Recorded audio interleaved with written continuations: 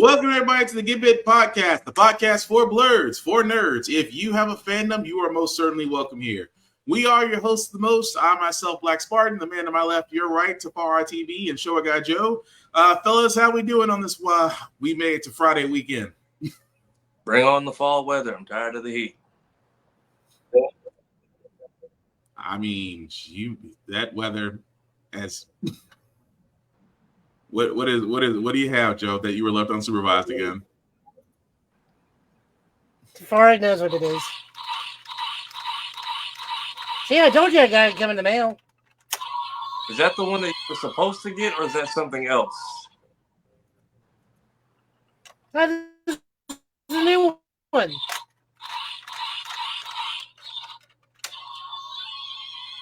I have so many questions. Seem weird. No, we actually looked at the shows the other day. That came from the show. Okay. Right. Yeah. Lord Almighty. But as you can see, guys, we are a little bit older, so sometimes words do fly on the show. But hey, we do try to be professional about it sometimes. At the same time, guys, we do show trailers and clips on here that may be too intense for younger viewers, so viewer discretion is advised. Aside from that, welcome. So, not a lot to get into this weekend because we've kind of had a lot going on, but the Minecraft trailer dropped. And fellas, have y'all seen it? Or, because I know I haven't yet. But apparently there's mixed reviews about this. But anybody want to give me thoughts on it before I play it? This is nightmare-inducing. I never got into Minecraft. I was around when it first took off, and I just missed that wave forever. Okay, well, this will be interesting. I haven't seen it, so for everybody else, nightmare fuel. As Joe has said, it's nightmare fuel, and like I said, we both have our nightmare fuel, so we'll get through it. Here's the Minecraft movie trailer.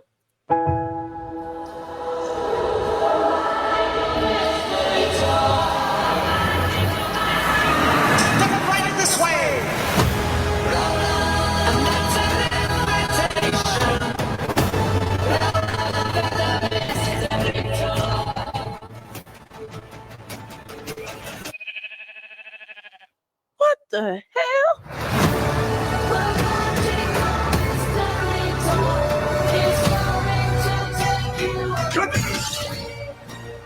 Anything you can dream about here, you can make.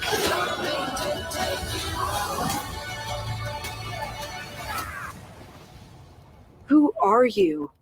I am Steve. Okay. Oh, this guy is such a tool bag.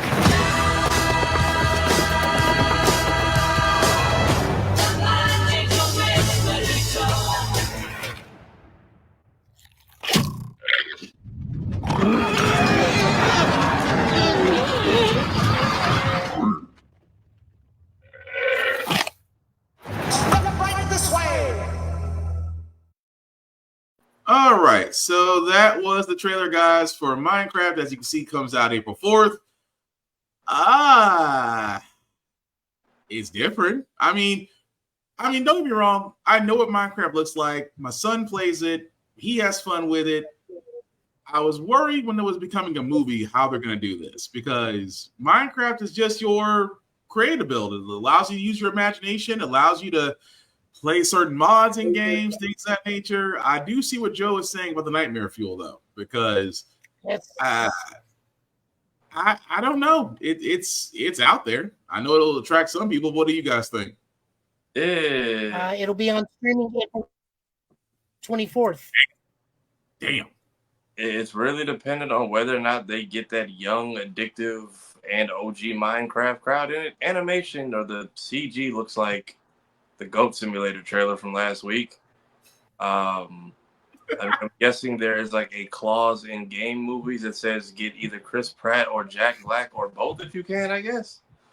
I don't know. I mean, the whole thing about getting Jason Momoa and Jack Black, I mean, I can see Jack Black playing some out there roles because he's had some success. I mean, Kung Fu Panda is a great example of him doing something that you don't really see him voiced in, but again, successful franchise. I just, Steve is again. I was like, Say what? Question. Yeah. Isn't Steve supposed to be black?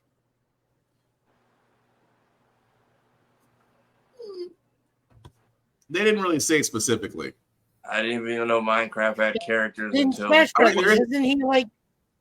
There is a character in there, but he does look on the beige side. I can't say it because I've never really gotten that deep into Minecraft. So you could be 100% right, but I don't know. I didn't know we even had characters in Minecraft until Smash decided to make Steve a person. Yeah, that was still. I'm sorry, it's still odd because to take something in block form and then still try to make a show out of it. I'm not saying it's a bad idea. I'm just like, and then I got to realize I'm not the target demographic. Safari, like you said, this is basically reaching out to those that are fans of Minecraft, to that young generation, and who they're pulling. That's the only thing I can take from that. It's just the whole idea of just it's not for. I mean, I guess they're saying it's for some adults, but I don't know. I really can't say because this is one of those weird ones where you don't expect you really don't expect someone to, you don't expect certain movies to be made, if that makes sense. Like, it's not like I'm expecting, God forbid, I hope they don't make a Roblox game, because there are some mods in there that I have seen that are questionable as all get out. So I hope there's never a Roblox movie, but who knows? I didn't expect a Minecraft movie. As Joe has pointed out, okay, so yeah, Steve is, I can't say he's black, because, I mean, if you're going about pixelization, he's kind of a mix of three different things, honestly. All right, and then he had like 8 variations with the Smash drop, so I didn't know which one was the real Steve. Right. So we were going to bring Steve to life as Jack Black, of all people. I mean, if you're going to bring, I mean, from my understanding, if you're going to bring somebody that's random and weird and out there, what other actor out there besides Jim Carrey fits that role? I mean, I'm not knocking it, but still. But to each their own. If you are looking forward to Minecraft, that is coming out April 4th, or as Joe said, wait 20 days, it'll be on streaming. So kids are gonna make or break this movie because it's for an audience. I just know I'm not part of it. So right. I might go check it out if nothing else is out around that time, or if I'm just looking to see something, I'll maybe give it a shot, but we will see. Yeah, that's how I'm looking at it. It's like, it's not my demographic, so I'm gonna leave it alone. But other things that we can call it a grand opening and grand closing. Concord. It came, it went, Sony scrapped it. Here's the messed up part about Concord. Not only the fact that Sony has already scrapped it and is going to be removing the digital copy. If and you would think that scalpers would not be trying to max out on physical copies of Concord, but they are. So again, Concord was only out 11 days. 11 days post-launch, Sony's already pulled it after trying to, discount the sale. Scalpers are now trying to jack up the price to sometimes 2 to maybe 3 times as much as the cost of the game is for those that want to play it. Now, here's my thing about all this. If you're a scalper and you're just trying to get over on somebody, there's a special place in hell for you, especially for the simple fact of the matter is that this game, as me, Joe, and Safari did point out, didn't really have a lot of pizzazz, didn't really have a lot of showing at the Summer of Games Fest, which was just last month. It didn't have a good showing. The reviews from the beta test were not very good as well. There wasn't a lot of fanfare behind it. It wasn't a lot of advertisements behind it. My understanding, when it was released, it was buggy, patchy, and folks just couldn't enjoy it. So because they're pulling it, and the fact that there's still physical copies out there, scalpers now want to jack up prices. Why? Especially on a failed game. It's like, I'll put it this way. My failed game will always be Anthem. I loved Anthem when it first came out. Was it doomed from launch? Absolutely. Did EA abandon it?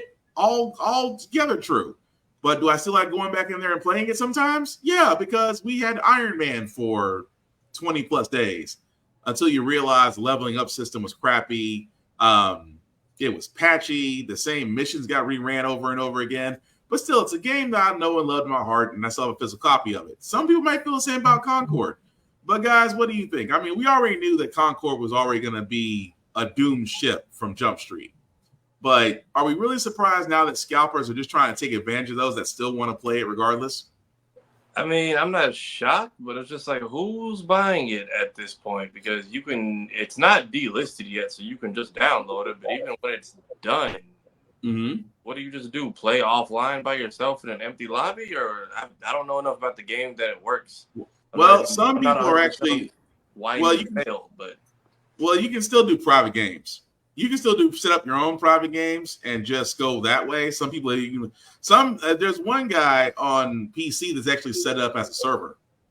So folks if you're trying to make money, I mean, just like GTA does, you have those GTA servers out there. People make money off of those. Maybe somebody's trying to do the same with Concord. At least that's my guess from it. But again, it was a doomed game, but some people still want to be able to play it. But I just think it's crazy that scalpers are just trying to get over on people in the worst way humanly possible. But Joe, any thoughts? I didn't realize we were covering the scalper angle. I thought we were talking about it in general because I gave no thoughts to scalpers on this at all. No, go for it. Well, I mean, look at it. It's another 5v5 hero shooter. Its character designs are fine, which is part of the problem. Okay. You have a fan base that already has its other games like Call of Duty, Overwatch, Medal of Honor. Is Medal of Honor still a thing? I keep forgetting. PUBG, that's what I mean. PUBG, stuff like that, and they're all free to play, and you expect us to pay $40. From what I understand, people that play the game, they say the game plays fine, and it's fun. But, it's kind of like Days Gone, where congratulations, you've made a competent game, but you're not doing anything to wow us to bring us to that game. Like I said, Days Gone.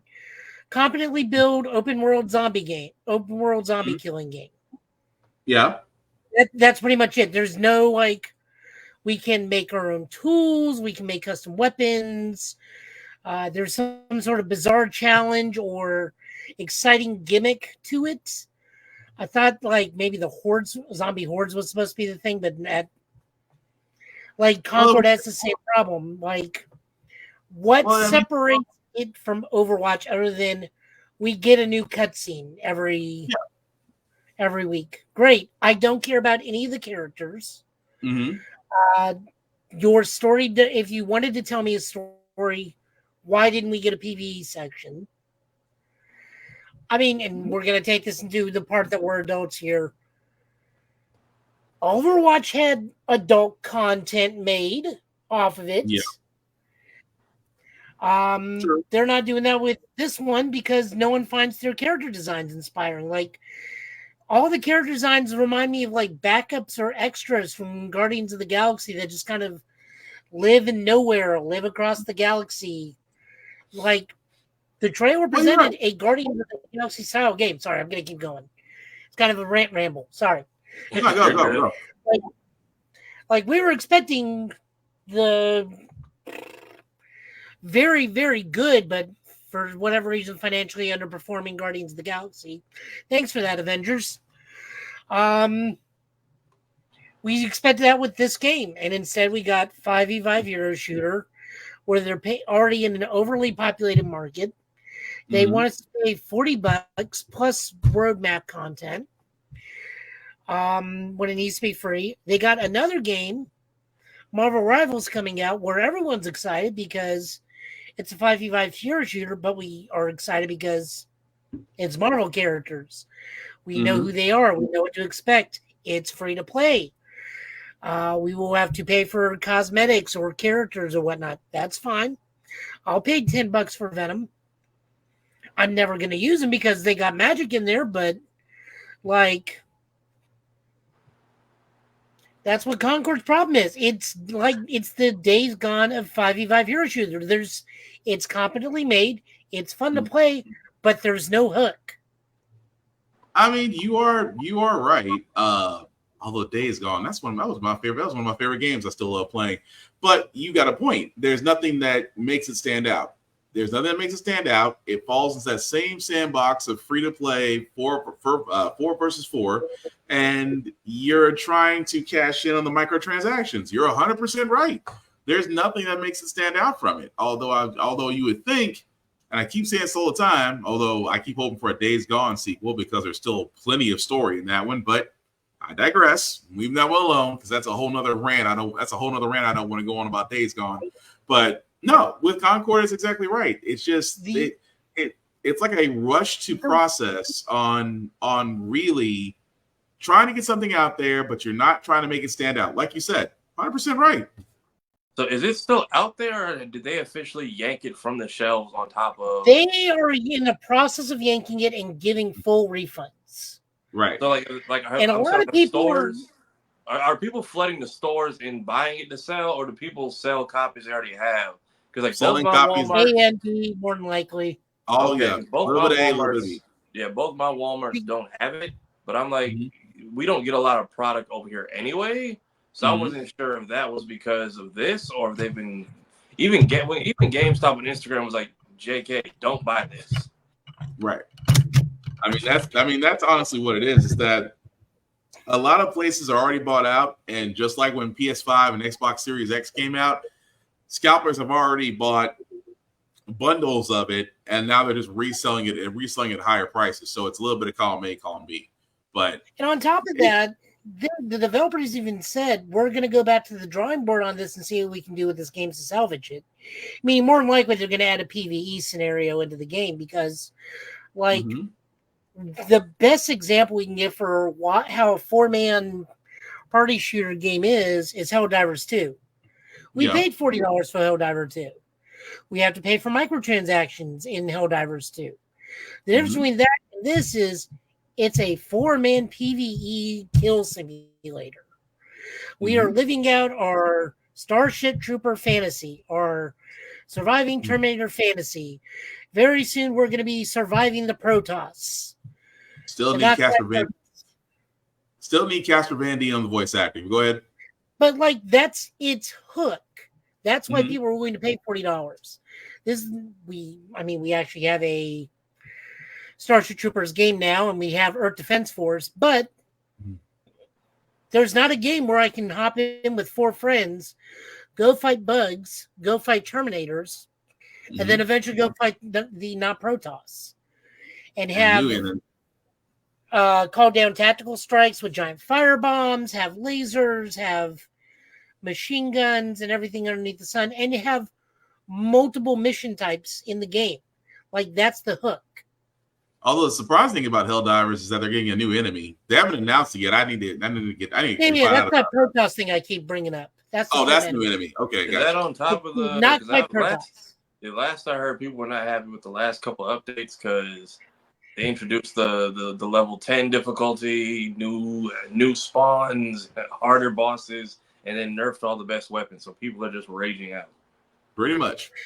But yeah, there's been some stuff involving the Terminators where they've had to balance it to where like plants are starting to like decrease damage for laser fire and whatnot, but that's like on both sides. So even the Terminator lasers are doing less damage, and there's like a whole bunch of stuff. Like I just hop in a mech suit and just rain hellfire down, and once I run out of bullets. I was doing the same thing till just. I forget which missions they had for a while where it's like you got to set off the nuke in the egg nest, and it was just freaking Bile Titan after Bile Titan. I couldn't get. That was the first time I've ever lost because we ran out of lives and just couldn't. Just could like if at one point I just had a whole fire kit and just like let's just burn them all and outrun them until they collapse. That didn't work and they just kept coming, man. It's bad when even GameStop rose too because on their Instagram right now. It pays to buy physical, ... but don't buy this. Sony has announced Concord is going offline today, actually, and refunds will be offered. And if you go to eBay, $99, $110, $150, $150. These are all the sold ones, by the way, but they have a slash through it, meaning somebody offered them a lot lower, or they offered themselves from a second account to look like it's sold. And so no one's making $500 off of this. If anybody bought it, they were desperate to see, for God's sake, but that's it. And that's the part.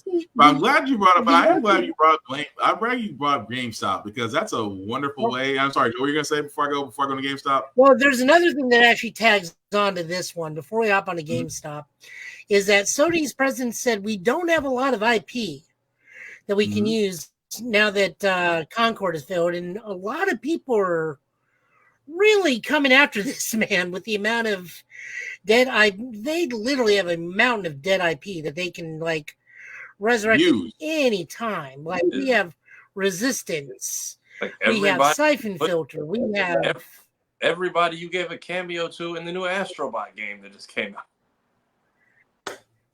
Just saying. I still don't understand Little Big well, Planet at all. almost not everybody. They don't know. So Bad Guy and Kazuya are in that thing. Oh yeah, that is true. Surprisingly, no Final Fantasy though.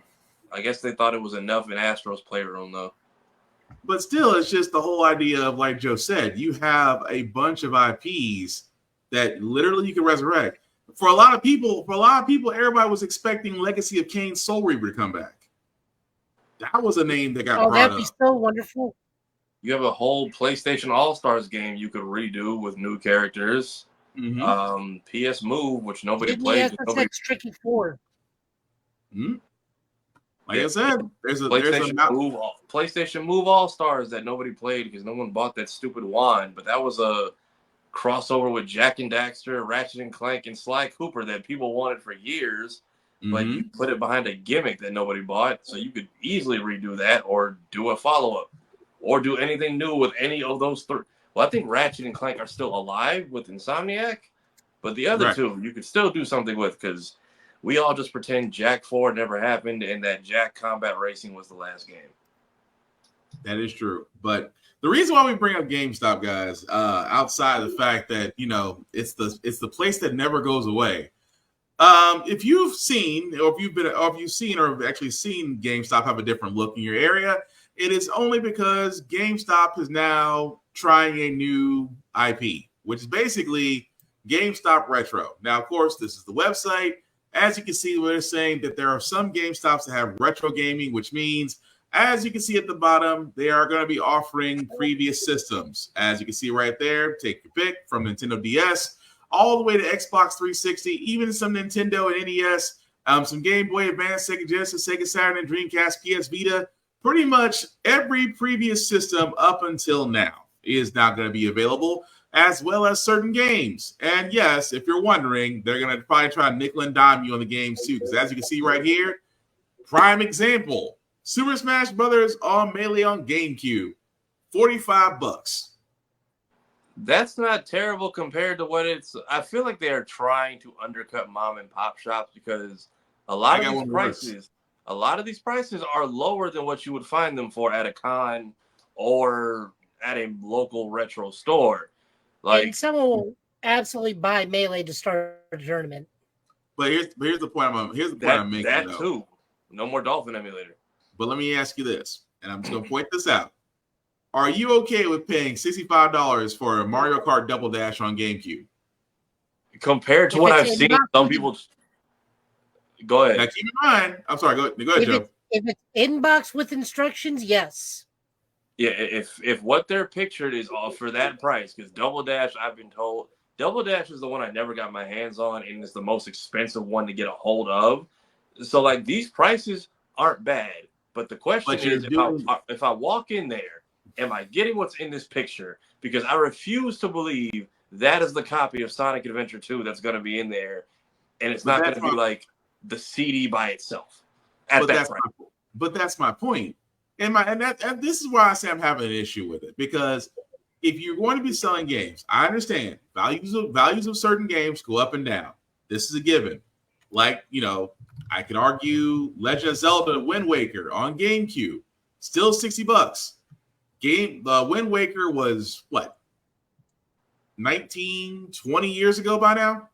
2001, 2002? 20 years, because it was 2003 and I played it last year, which I got it free, thank you, ma'am. But the next one we went to, I believe it was J1 Con, Yep. $90. But that's the problem I'm getting at is just that if we start going down the list of games, and yes, we could spend we could be doing that. But my question being, hey, let me get this out, Joe, before I throw this to you. My question being is that if we're looking at the prices of everything, GameStop has a wonderful idea because yes, a lot of games, a lot of places. I mean, GameStop cornered the market because, like Tafara said, not a lot of mom and pop places actually still have video games anymore. Okay, cool. You want to do retro? That's great. You want to bring back systems? That's cool too. Is it fair to say that GameStop has now put themselves in a spot where they can control pricing on these retro games to where they can pretty much influence the market now, or are they just simply joining everybody else? Go ahead, Joe. Probably a little bit of both, in my opinion. Some of these prices are a bit much, but that's that is a jewel case in case Dreamcast of Sonic Adventure 2. Okay. Going up, we look at the Wind Waker one. That version, the GameCube version of Wind Waker, is the original version, meaning that does not have the quality of life. That is the harder, more challenging version of Wind Waker. So I kind of can see that one. Some of the prices, no, but I'm looking right now at a in-box copy of Transformers Devastation for PlayStation 4. Out of print everywhere else, we can now get it, have access to it via retro gaming for $44.99. That's a fair price to me. Okay. Right. This is going to be one of those things. I'm sorry. This is going to be one of those pick and choose battles. Go ahead, Tafari. I was saying, because most of the stuff you see here on Dreamcast, especially if it is what you get in the picture, and it's not some dingy, overly yellowed, molded out case that they're giving you. Even the CD by itself for Adventure 2 is going to run you at least $150. So if you're telling me that that's what I'm getting, a complete in case with the manual for less than $100 for most of these is not bad. And that's what's weird about this is that one, some of the locations are near the local mom and pop shops, and these were hand-picked locations, and the prices, that is the GameStop they picked in Orlando. My mom and pop shop is across the street. So I'm just like, weird, but and I'm like, all the prices for the games that are popular, which you put on the site, are all undercutting what they normally sell for at not even like scalper eBay stuff, just what they sell for at cons and at mom and pop shops because of upkeep, because of value, and because they've been taken care of and in usually quality condition. So it seems like a great idea, but it's just like, are y'all trying to run the mom and pops out of business so now you're the only people to go to? Because even if that's a real copy of not Majora's Sonic Adventure 2. I was looking at the N64 game. The N64 game. Ocarina of Time. That's a real copy. If that is a legit copy of Ocarina that you have that looks that good for that price, you can get people. And then they've been scrounging Reddit, just the cesspool of the internet, and getting people who have success stories who may possibly be plants, but we don't know.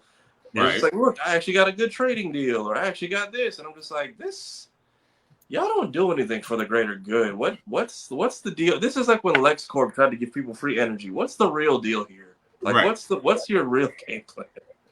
I mean, to further this more, I just looked to see if I can get a copy of Technomancer. I can get the disc for $85. That's fair. Because that's one of the games not on the Capcom collection. Right. Now I can understand that.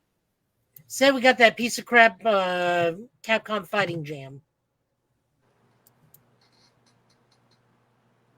Between you and Maximilian, look, that thing is an art asset. Everybody knows it. No, you're not wrong. It's just that you and Maximilian both mentioned on the same day why everybody hates Capcom Fighting Jam. So that's what I was laughing about. Not at you, Joe, but just the fact of the timing is what I'm getting at.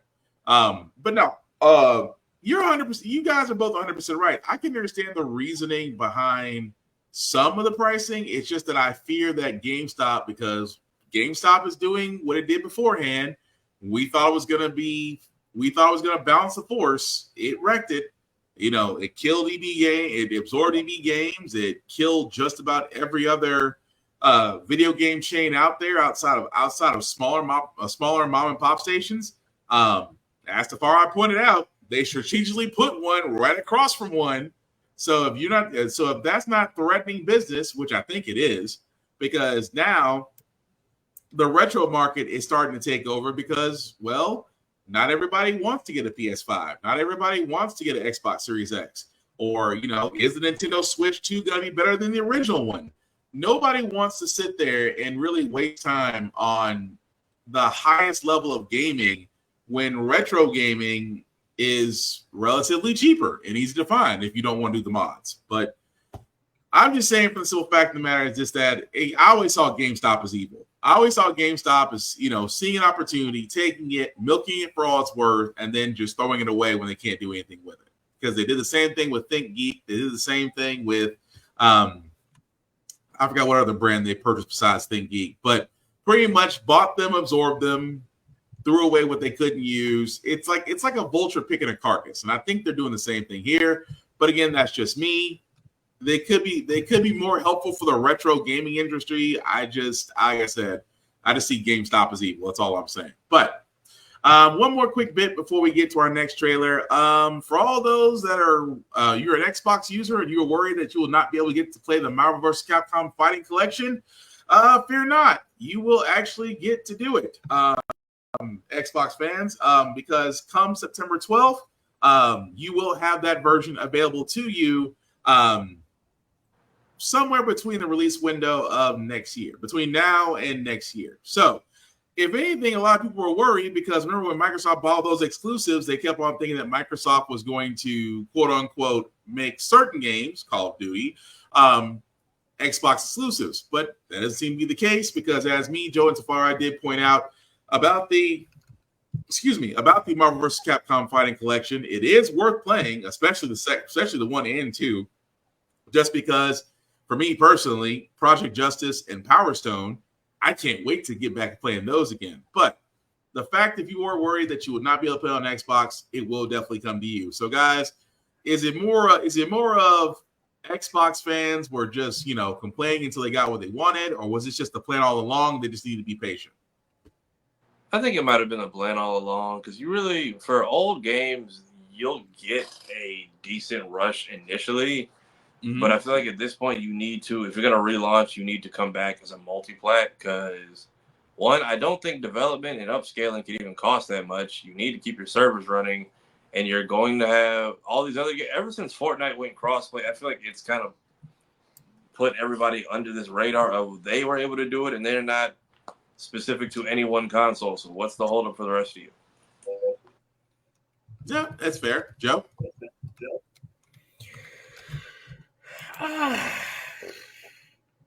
What was the question again? I was about to answer, then just complete offline. Marvel vs. Capcom Fight Collection coming to Xbox. Oh, yes. Sorry. I am really, really happy that everyone's getting it. We did know it was an architecture thing, so that means it's great that Capcom's reaching out to work with them because I think Microsoft knows it will lose money, big money, if they do not get that on their systems, especially considering Capcom versus Marvel vs. Capcom is one of the highest pre-order physical games of all time at this point, I think. Yeah. I don't know if that's true or not. Keep that in mind. I think it has close to that record, if not had that record. And then we got the amazing Capcom Fighting Collection 2 coming out. And then no telling what we have in the future because we still have some stuff missing. I think it's just benefits everybody. If they can have it, even more so if we can get crossplay between the computer, the PC, the Xbox, and the PlayStation, because we know Mhm. Nintendo's probably never going to do crossplay unless like they I know. forcibly make Nintendo to do it. It's just not happening. But I see this as nothing but a positive. I do as well. But yeah, Nintendo will never do crossplay unless they get offered money. But let's just be honest, with Nintendo.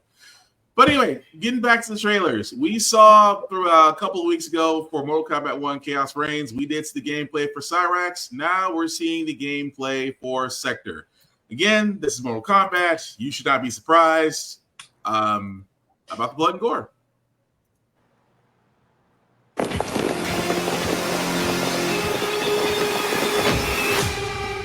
Welcome to the party, baby doll. What's your name? Call me Sektor.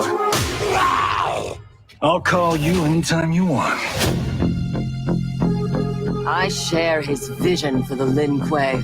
We won't be bound by Liu Kang's limits.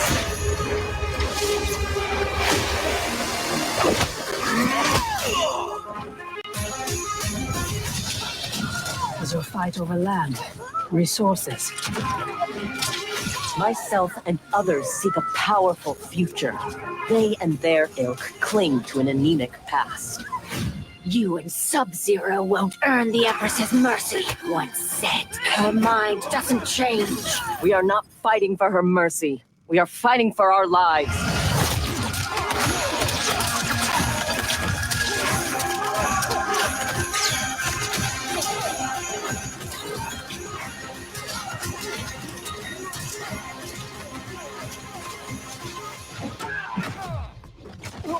When I return, there will be anarchy.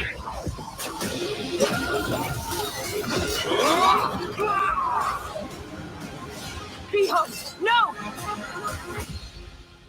Do not doubt Sektor's longing for Sub-Zero's safe return. We seek chaos. You defend order.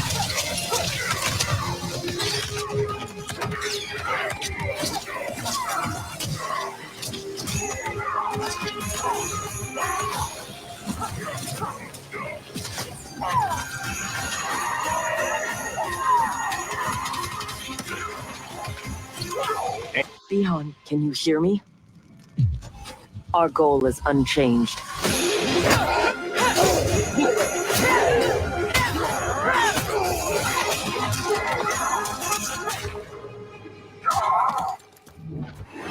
Finish him.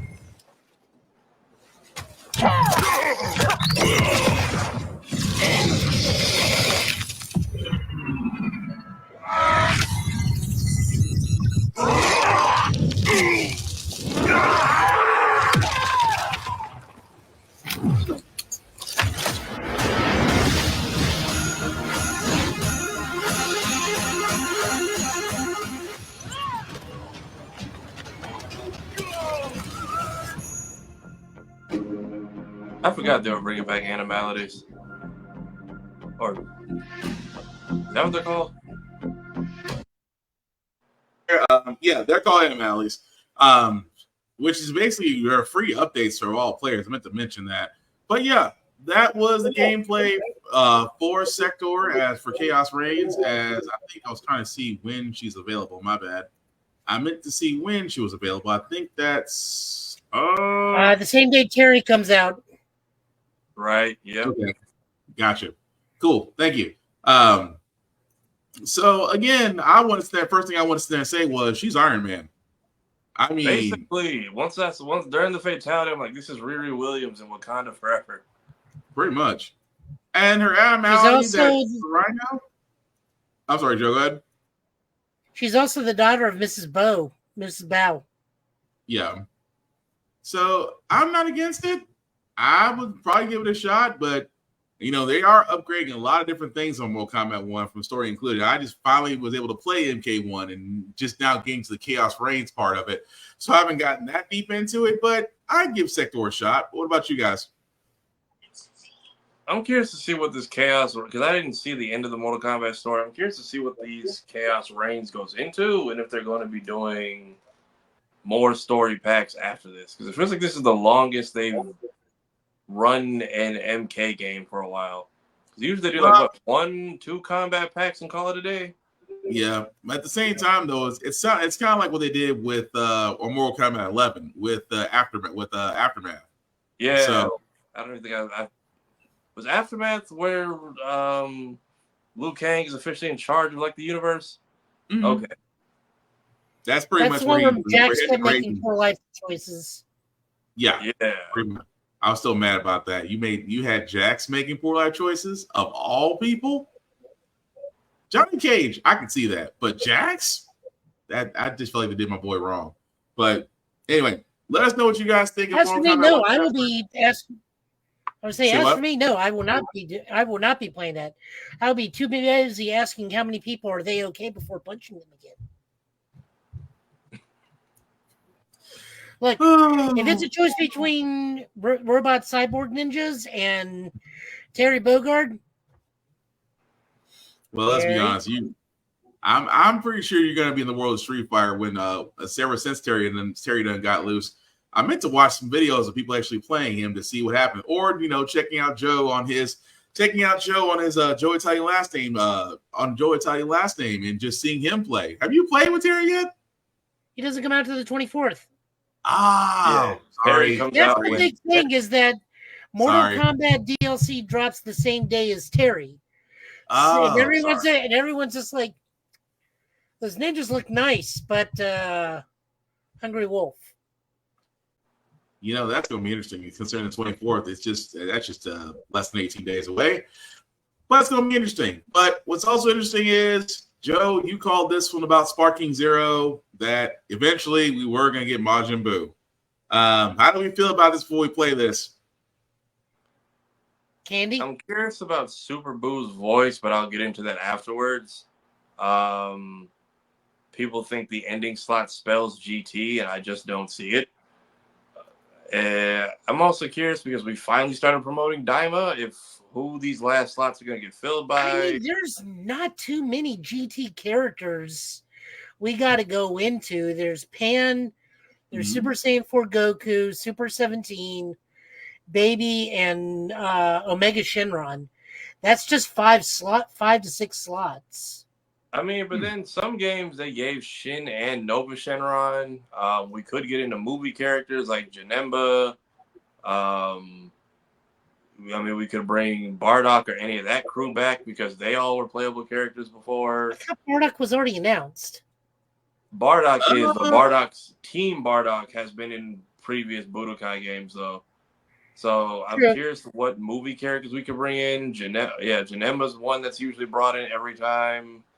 I know we have Harudagarn's already been shown because they have the Giants trailer. Super Android 13. Yeah, Super Android 13, 14, and 15 could make an appearance.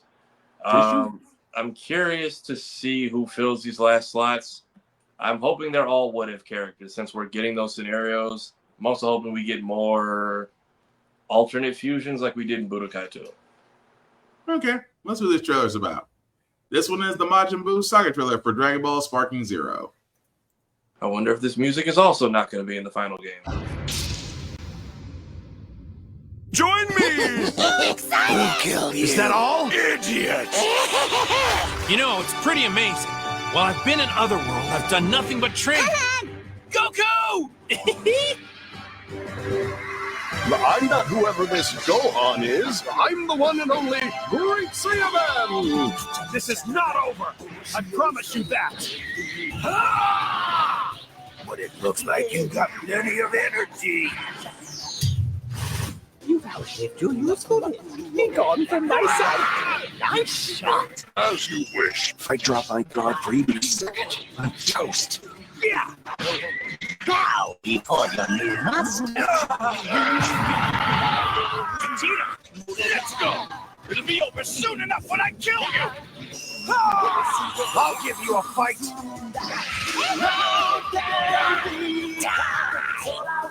You're going to pay for what you did to Kakarot's son. Not a shred of you shall remain. Goodbye to you all, Trunks. And yes, even you, Kakarot.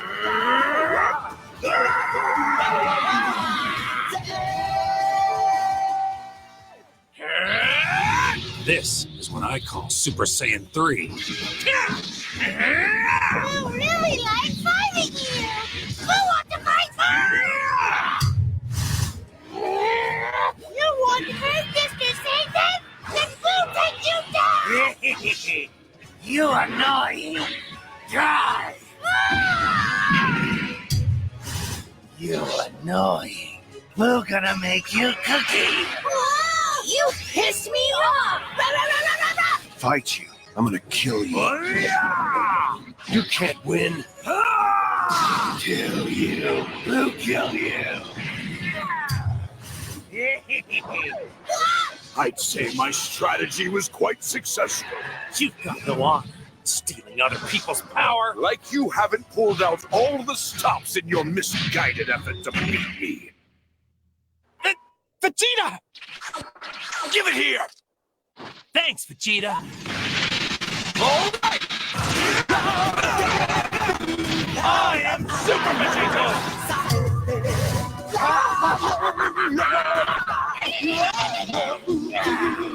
You're an incredible warrior, Boo. It was you against the universe. You nearly won. I hope you can come back once more. But good. See ya!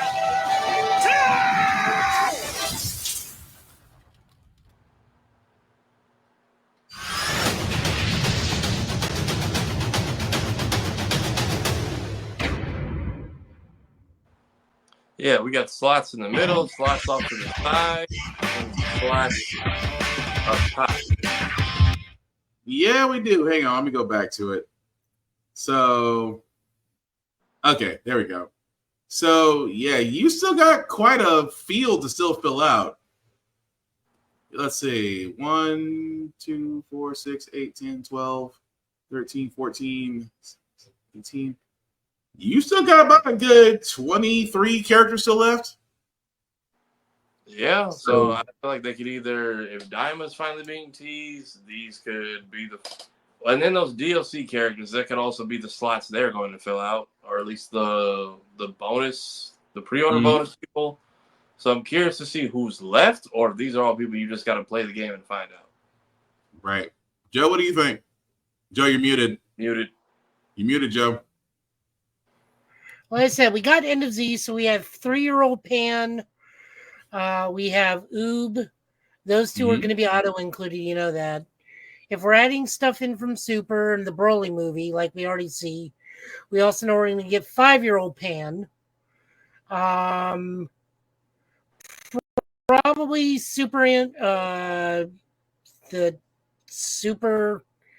the twin cyborgs from whatchamacallit? 14 and 15. Oh, from superhero, from Dragon Ball Superhero. Gamma 1 and Gamma 2. Gamma 1 and Gamma 2, which I guarantee you is probably those two slots in the upper right. That could be it too. Possible. And then the rest could probably be GT and then Daima. It'll be interesting because they are definitely coming out with quite the fighter list. I mean, it's expansive. I'll give it that much. And Dragon Ball characters. We forgot there's a possibility of OG Dragon Balls, so that would mean some of the Red Ribbon, King Piccolo. Probably a young Master Roshi, Grandpa Gohan, possibly a young Yamcha and Tien. Yeah. So, I mean, it's possible. Dragon Ball Goku, Dragon Ball Krillin. That's going to be quite the fighter list. But then October, we say we're getting closer to October, and that's all. And the release comes out this game October 11th, so we are definitely getting way closer to actually seeing this game come to fruition. But speaking of games, I cannot believe I'm saying this, but it needs to be said anyway. Rocksteady Studios is getting another shot. They are developing a new game. Keep in mind, they just are still trying to recover from Suicide Squad, Kill the Justice League, and that wonderful train wreck. Didn't they just lay people off too? Yeah, they actually released. I think I want to say 1,800 employees. if memory serves me right. And it's worse. I found out apparently the people who wrote Suicide Squad were like the two heads of Rocksteady that left. So this was 100% an internal sabotage on their own part, and then they just bailed and left the team with this mess. Which is crazy. But about this new game, not a lot is known about it. It's still at least about a good 5 years out. They are going back to traditional single player games, so we might be seeing. I don't want to see another Batman game. I don't. And again, this is coming from a guy that loved the Arkham series, but leave Batman where it is right now. I would like to have a Flash game or a working Superman game or just somebody different. And again, I am a Batman fan. I love the Arkham series. I think Arkham Knight was the piece de resistance. You ain't topping it. For what you did with Arkham Knight, I'm sorry. And good luck to Arkham Shadow if you want to play it on VR. Good luck with that. I'm sure it'll be great. But to me, you're not topping Arkham Knight. But how do we feel about Rocksteady getting another shot? Because I think this is their last shot. They're a good developer. You live long enough to see yourself become the villain, I guess, because to see what this fandom is and the guys in charge of everything else decided to willingly make the Suicide Squad game and that story, and then when they got the reception that we told them they were going to get, they up and just bailed on everyone. And I see why nobody followed them or why they took nobody with them, but Rocksteady is a good studio. Their credibility just got shot by bad decisions. So pretty much. We've seen what they can do with open world. We've seen how they can revolutionize combat. I mean, Arkham Asylum just turned 15 last week, so they have potential. And now, also, Joe, before I turn to you, let me also say this. There is a rumor about Robert Pattinson's Batman getting a video game. The head honcho, who seems to be on top of everything, Mr. DC head James Gunn said himself, no, that is not the case. So for anybody expecting a Robert Pattinson Batman video game, the head honcho has said it himself. That is not happening. But Joe, your thoughts on this? Should be a Wonder Woman game. It should be. I'll agree with that. Actually, I think it can't be a Wonder Woman game because I think the people that are making Shadows of Mordor are using the Nemesis system to make a Wonder Woman game. I would be completely okay with that. I mean, always room for second chances. I think making another Batman game would be foolish. If they do, they really, really need to think about what Batman they're doing. Right. Because they can't keep going back to Arkham considering they've literally killed off the Arkham Batman. You pretty much, you've beaten that horse dead. Now, what they could do, if they want to continue Batman, is make it an ultra-stylized game and make it like a Cape Crusader Batman, where it's a Gotham purely set in the 1920s and 30s. Or go Batman Beyond? Or Batman Beyond. I mean, I'm just saying, I'm all for Wonder Woman, Wow. I am all for Wonder Woman. I would love to see that game. I would love to see they keep trying to do Superman, or you could even go. There are other people in the DC world you can make games off of. Really and truly, you can. But I just think whatever they're going to do for the next 5 years, I hope you put a lot of thought into it because I think this second chance is your last chance. I think that if the next IP flops, I think it's the end of Rocksteady Studios. That's just me. I mean, they've already lost a lot of their workforce post Kill the Justice League Suicide Squad, which is now damn near free if you want it. But it's just like I said, I hope it's not a Batman game. I would hope they would do something different. But again, we'll find out 5 years from now. But if they're really smart about it, they will take the scrapped art and concept of the Batman Beyond animated movie that was going to be like Spider-Verse and turn that into a video game. Didn't they have a concept for a Batman Beyond game, or am I thinking of Yes. No, you're not crazy. There was a concept. Well, there was a Batman Beyond game. Yeah. But there was a concept. The concept he's talking about was kind of canned. But yeah, it's out there. if they choose to do it. It's almost the same as the movie. The movie is there if they choose to do it. But, I mean, Detective Vision works so much better for Batman Beyond because it's just cyberpunk Bat Vision, Bat computer vision. Yeah. And it would work. It honestly would work. But yeah, we'll just see come in 5 years. Also, before we get to our last trailer, SNK decided they did not want to be outdone. Considering the fact that last week we just announced that Capcom was announcing their fighting game collection Pack 2, SNK decided that we're not going to do one volume, but we're going to do 2 volumes. Both these volumes. Well, go ahead, Joe. There is an asterisk to this. Go ahead. Right now, this is Japan only. Yeah. Mm-hmm. Now continue. I was just letting everyone know. It's like there are collections coming out, guys. It's Japan only right now. Here's what I say about this, and Joe is right. That these are going to be released in Japan. I think they're going to make their way to the States because they're putting too much behind them. Which Joe doesn't disagree with. We do know. We both think we know it's going to come to the States. But for all those that don't know, or wasn't around the time of SNK, or wasn't around a laundry and arcade place, there's a lot of games that we love that are near and dear to our hearts, like King of Fighters 94, Metal Slug, Mark of the Wolves, The Last Guardian, Riding Hero, Shock Troopers. I can go down the list, but the reason why I named those games is because in Volume 1, you actually get those old SNK games. Alpha Mission 2, Garu Mark of the Wolves, Metal Slug 10, Riding Hero, Samurai Showdown 5, Savage Rain, Shock Troopers, King of Fighters 94, Top Hunter, Roddy and Kathy, Top Players Golf. That's Volume 1. Already there's 7 games out there I would love to get back and playing again. Because Samurai Showdown 5 was my jam in a laundry room. But for Volume 2, same thing. Baseball Stars Professional, Fatal Fury 2, Ghost Pilots, Metal Slug 4. My words are going out the window. Mutation Nation, Neo Turf Masters, the original Samurai Showdown, Shock Troopers, Second Squad, Stakes Winner 2, and the King of Fighters 95. Now, again, you had to be, if your birth date was somewhere between 79 and 80 at the end of this, chances are you've played at least 3 of these games in each of these volumes.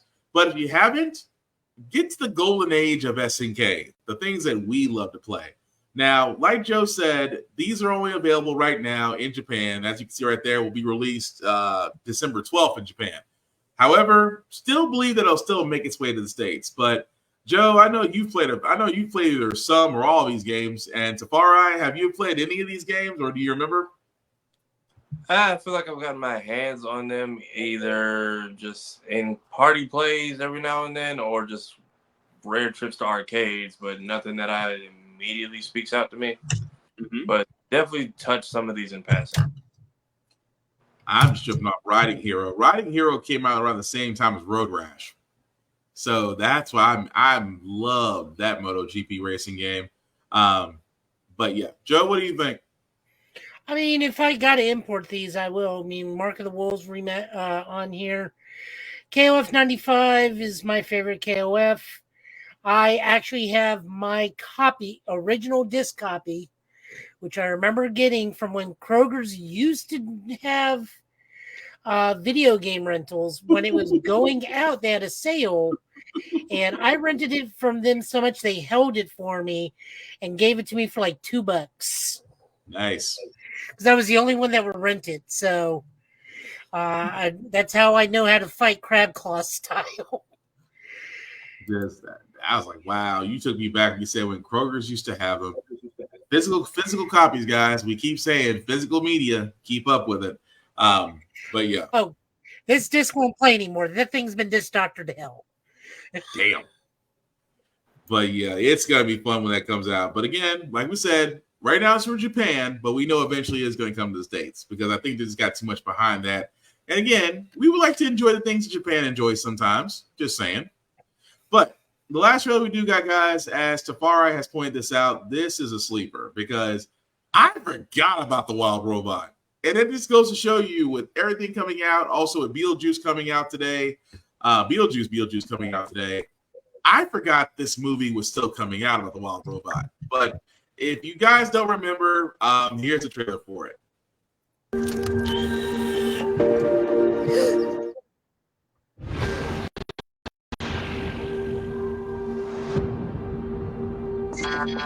Incident report. At 0300 hours, a number of Universal Dynamics robots were lost in a typhoon. Chance of recovery is unlikely.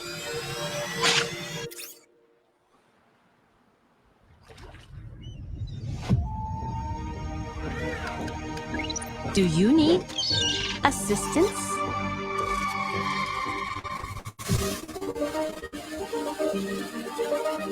Aggression detected. I see your problem.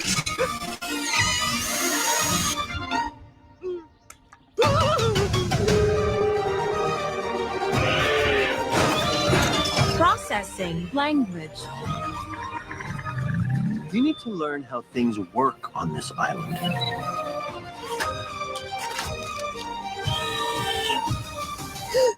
Hello. Goslings imprint on the first thing they see. Which would be you. Here is another now. I do not have the programming. No one does. He needs to swim and fly. Swimming's easy. I can teach him the way my mom taught me. Swim! He's a runt. His chances aren't super good. I will protect him. He's got to leave this island by fall. Right, Bill? It is more dangerous for him than anyone else. But he has a chance. If where his wings end, his heart can pay the balance. You were not easy to find. You are defective. I feel fine. You should not feel anything at all. Mom? No! Sometimes, to survive, we must become more than we were programmed to be. I will protect all of you. You are ordered to return home. I am already home, and I am a wild robot.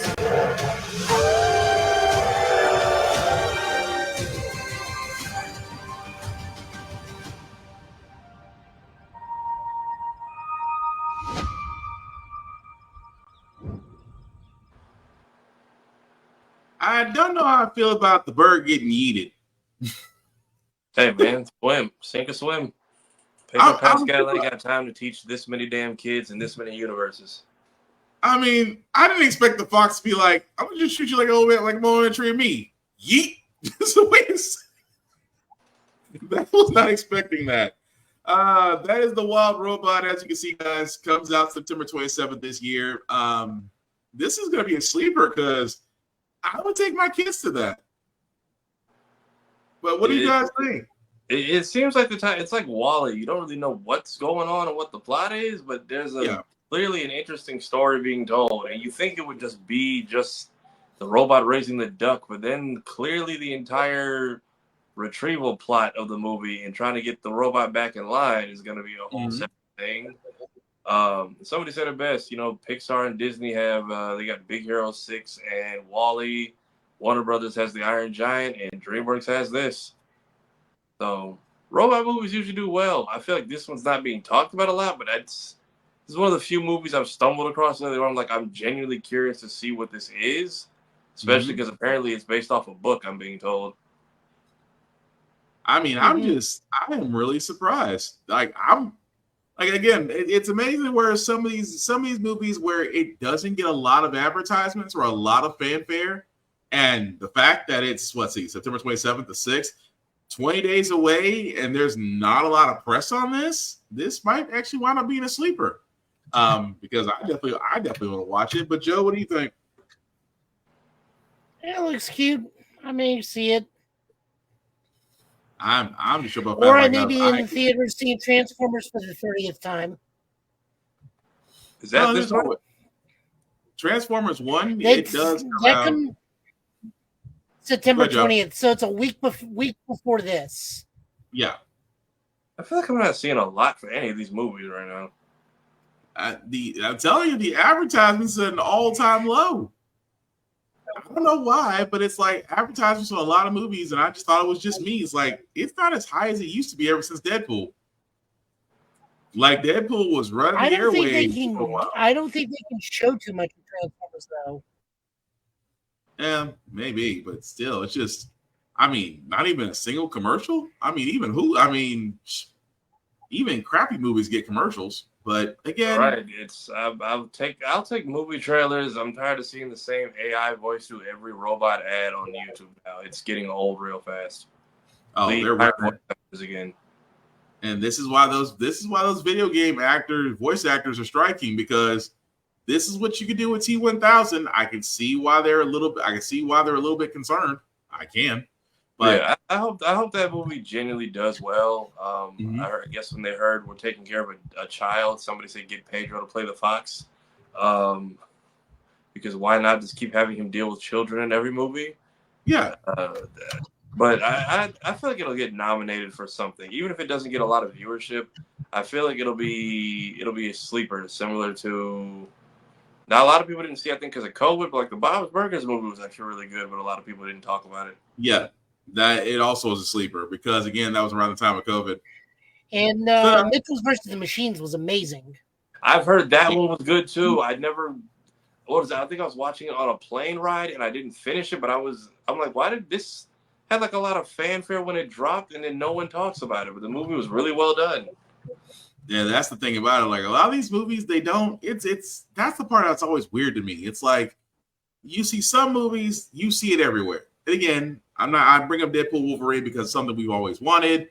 Ryan Reynolds and his group is a master of advertising because, man, the press blitz they did was immaculate.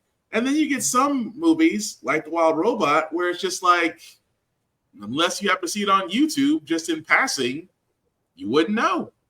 But again, I hope it does well too. I definitely want to come see it in 20 days. But that being said, before we get to our comic pools, AEW, because we usually have a state of wrestling. AEW has All Out happening this Sunday in Chicago. And just to go over the fight card for a second, again, it's not really much there. Bryan Danielson and Jack Perry will go for the AEW World Championship match. Really not a lot there. AEW is still trying to make Jack Perry a thing. I don't know why. Bryan Danielson still has the title, so he's kind of going on this, win or go home situation when the end of his career. If I was a betting man, I'd say Danielson would retain the AEW International Championship with Will Ospreay versus Pac. I say Will Ospreay will keep it, even though that should be a hell of a match between those two. AEW TBS Championship match between Mercedes Malone and Hikaru Shida. Oh, Lord, Mercedes Malone needs so much freaking help. Presentation and mic skill-wise. I'd say more than likely they're going to keep the title on her because they've got too much invested in her, so she's probably going to keep it and go on. AEW World Tag Team Championship match between the Young Bucks and the BCC.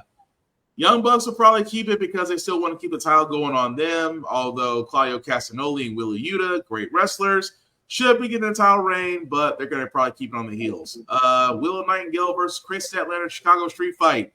I love Willow Nightingale. I love Chris Statlander, but it's just basically TV filler for them to beat the hell out of each other for about 20 minutes. But my betting match is they'll probably have Statlander winning. Steel Cage Lights Out match between Swerve Strickland and Hangman Page. If you did not watch Dynamite, or at least the last 5 minutes, they kind of took a book out of the Attitude Era because they burned down a house on live television. With the crowd screaming, "This is arson." Not "this is awesome," "this is arson." And it has been a while since I've seen something out of the WWE era to where they try to hype up a match between two men. Burning down a house on live television will definitely do it. But if I was a betting man, they'll probably have Strickland winning this. AEW Continental Championship match between Kazuchika Okada and 3 more opponents. Now, keep in mind, This is a fatal four-way. As of yesterday, the other three have not been named, so they will probably be named at the time of the match. Should be great because if you know who Okada is, the Rainmaker from New Japan Wrestling, he'll probably still retain anyway. And then finally, you have MJF versus Daniel Garcia. Again, Garcia's basically been getting a push. MJF is still playing the heel as he used to be. More than likely, this is probably going to be a no DQ match, which means that probably MJF is going to probably wind up booked to win on this. So, with that also being said, this does happen on pay-per-view this Sunday. So watch it however you choose to, and I'll give my review on it in the IG and Facebook post. But anything you want to guys add to that? Okay, cool. And also from the WWE side, Bad Blood is the next pay-per-view that's happening in Atlanta, Georgia, but that will not happen until October. Fight card is adding up as we speak, although they're really wanting to do an entire Samoan pay-per-view. I'm not against it, but at the same time, like I said, there's other wrestlers out there that could be getting that shine. I'm just talking about the Street Profits. That's kind of what I'm getting at. But with that being said, guys, as we're about to get to our comic book pulls, we do want to – oh, I'm sorry. Before we get to that, do we have any other news that we want to talk about? That's everything off my slate. Joe? The Odyssey Jones stuff? Oh, yes, Odyssey Jones. Thank you. For all those that are probably wondering, Odyssey Jones has run into a little bit of DV problems because the WWE has decided to pretty much 86 this man, not only from the roster, not only from the alumni page, but for anything associated with it. All of us here at GetBit, we are definitely not for this. We do not condone domestic violence in any form, fat, or fashion. So if this man who is allegedly accused of this domestic violence, he should face, if found guilty, he should face the full extent of the law and its penalties. However, WWE is not playing anymore when it comes to anything of domestic violence, substance abuse, all the above. Because again, they're trying to, give it to Triple H and them. They investigate it. If you're found dirty, you're out. Don't believe me? Ask Lynn Swann. Lynn Swann got bounced faster than Odyssey Jones did. And yet somehow he's still in TNA. Figure that one out. But yeah, again, I mean, they're dropping like a whole storyline because of this. Yeah, the New Day is affected, and I'm glad they're affected in a good way because.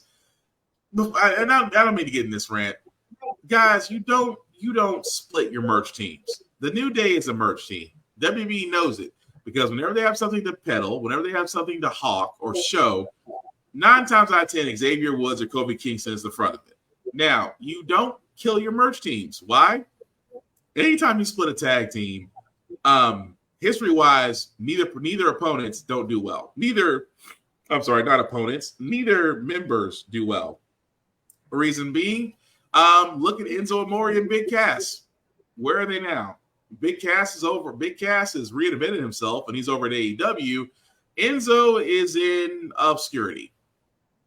At the same time, look at Heavy Machinery when they had Otis and the other guy, which nobody could name anymore. Otis somehow found his footing, but he found it within Alpha Academy. The other guy, well, he got released. So imagine, do you really want to split up not only a prominent tag team, but your best showing of black wrestlers on television right now? I'm just saying. Well, the problem is they were a 3-man team and they need a third man because they are not as, while still selling, they are not as relevant as a tag team as they used to be. So I have a wonderful suggestion for that. Big E could be the manager. That's going to make too many people want him to get into the ring. But here's the thing. They don't want to replace. We just don't do managers anymore in WWE. And that's the problem. Managers used to make shit fun. They really did. Either they made it fun or they made it serious or they made it work. But that's the problem. You forget, we don't got granted, there's only one Paul Heyman. Let's just be honest. That man can make anybody sound and look good. But you don't have your Jimmy Harts, your Bobby Heenan. You don't have your oh wow, I forgot her name already. Well, there's a problem right there. If you have a manager, you're a heel team. New Day can never be heels. Yes. Well, wait. You can be manager and be a face. You can have a manager and be a face. It just depends.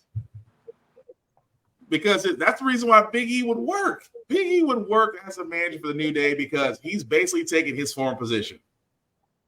That's pretty much what he does. You don't need the man. You don't need the man. You don't even need the man to wrestle. Hell, you don't even need to take a bump.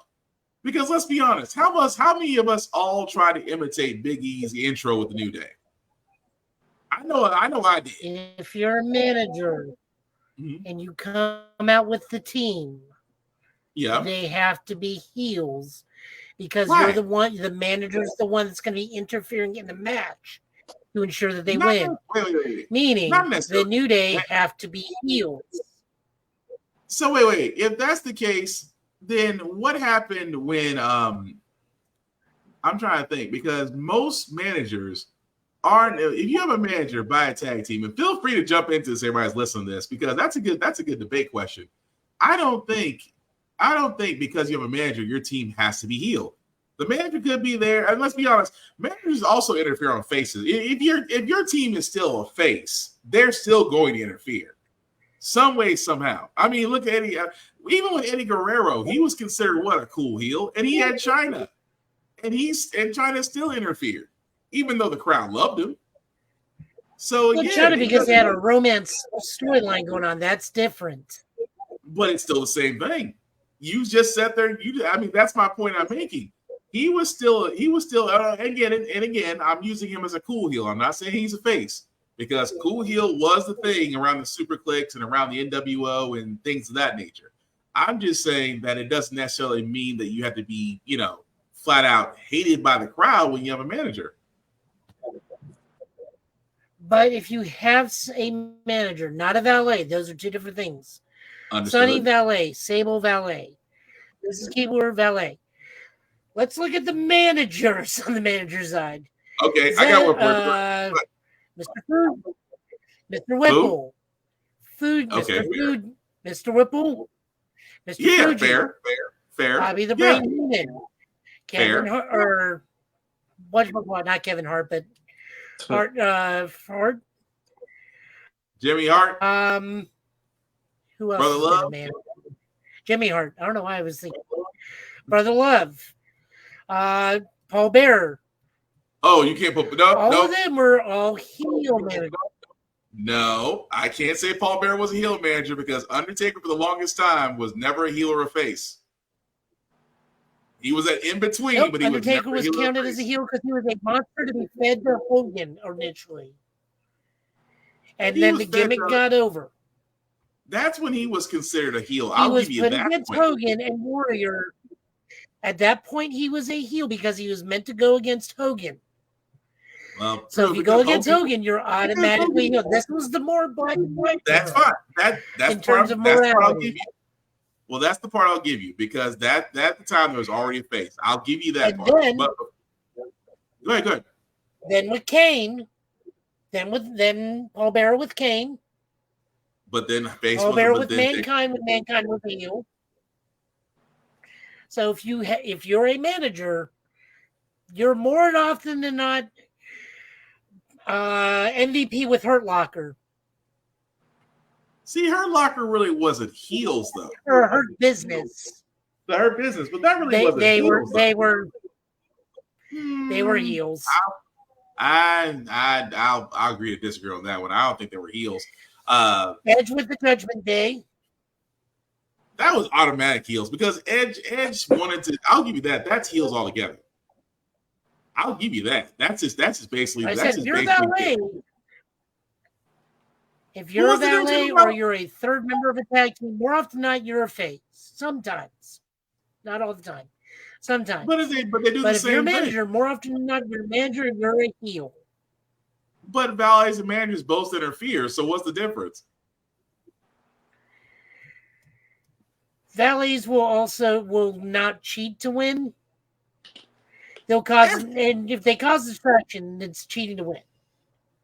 I mean, if that's the case, then Alpha Academy is quote unquote heels. Do they cause distractors to cheat to win, or do they just keep out back interference? No, there were a few times they did cheat to win. That's why I'm just like, it's the same thing with the valet. But again, if you have a manager, the question is not make Big E the manager. The better question is, how do you make New Day heels? You don't need. I mean, okay. Let me ask you this before we move on, because that's going to take us down a rabbit hole. Why do you think the New Day needs to go heel? I don't think they need to go heel, but if they need a manager, they need to be heels. Okay, but here's my thing. If they go heel, then that means that either you're pushing them to a title, you're pushing them in a title contention, and even so, if you look at the current division and the roster right now, your heels outnumber your faces. So my thing is, if you they need to be repackaged a little bit lightly. I'll give you that. There does need to be new packaging, but I think it's falling into that John Cena role, where John wasn't going. They wanted Cena to go heel so many times, but you couldn't. He was stuck. He's been a heel before. Well, he just didn't understand that when he was a heel. He had heelish activities, but he wasn't flat out, I'll give you that. There were some times he pulled some heelish activities. That's because the crowd was always behind him at that point. That's what I'm saying. So you see what I'm getting at? It's like he couldn't really go heel when you got it's like you put somebody through 3 tables trying to be heels and the crowd applauds you for it.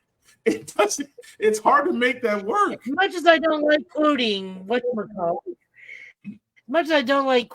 Mr. Tennis Racket, which, by the way, heel manager. It's like, why does he have a manager? He's a heel. Oh, Jim Cornette! If we ever get the chance to get him on this show, that man will be funny as hell. Oh, God, that'll be interesting as hell to interview that dude. But anyway, we're gonna be going down a rabbit hole with the state of wrestling. I promise we'll give it more attention. We'll give it more attention in the next episodes. But before we do get to our comic pulls, we do always want to show love to Rick's Comic City, Nashville's #1 place to go to for comic books, for mangas, for collector's items. You name it, they have it. 2 locations, Nashville, Tennessee, and Clarksville, Tennessee. Also, their website at rickscomiccity.com. Definitely check them out. Let people know at GetBit sent you. It doesn't get you any discounts, but hey, you see our mugs on their television. We show them love, so they show us love. At the same time, guys, if you are not in the Middle Tennessee area, please support your local comic book stores, support your local libraries.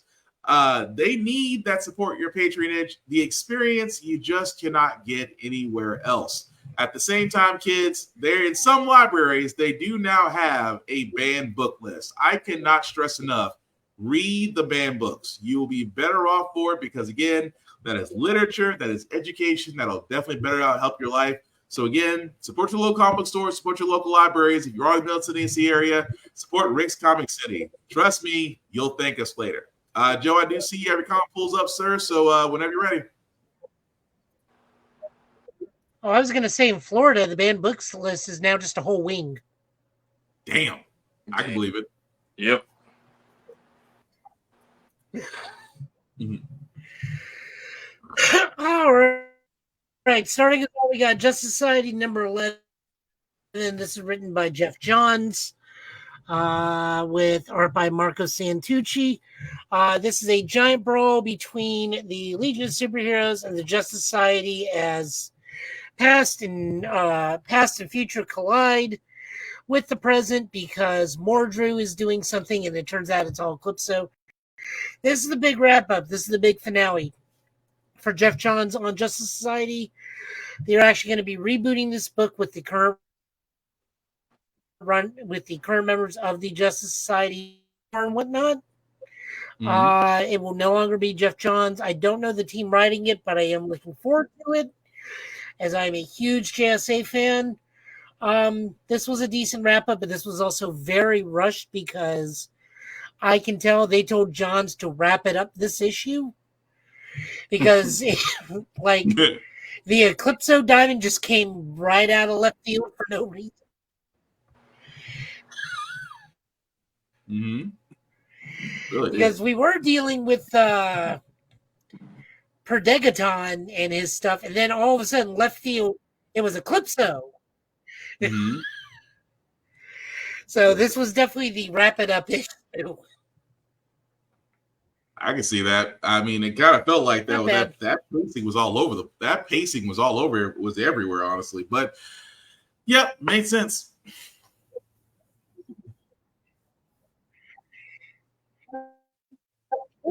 It was like the Chappelle Show skit. Wait a minute. Say it one more time. What about the Chappelle Show skit? Wrap it up light was on. Oh, wrap it up, John. Wrap it up, Johns. Dang, somebody at Warner Brothers. Wrap it up, I dude. bet you got Absolute Power number 3. Next up, we got Absolute Power number 3. This is written by Mark Waid, art by Dan Mora, colors by Alejandro Sanchez. This is moving along pretty well paced. We take possibly 2 giant threats, and Amanda Waller's is aware that apparently goodness is now a superpower that can be downloaded into her Amazo robots, while everyone abandons the Fortress of Solitude and goes to Themyscira, and it's like, we're gonna have to kill John. And Nick's like, yeah, we can't kill John. No, we're gonna have to take that child down. That child is a problem. Mm-hmm. But they don't. They also deal with the Brainiac Queen pretty quickly, which was kind of disappointing in my opinion, how big of a threat she was made to be and how quickly they toss her away in this. But I will say the art is absolutely gorgeous in this. Everybody gets something to do. Really good fight against John. I'm looking forward to see how this ends, because we do know that Amanda Waller has one more card up her sleeve, because she's called in reinforcements in the other book. Yeah, it was definitely an injury. I love the fact how Nightwing is really getting a prominent role in this, and he definitely does deserve that.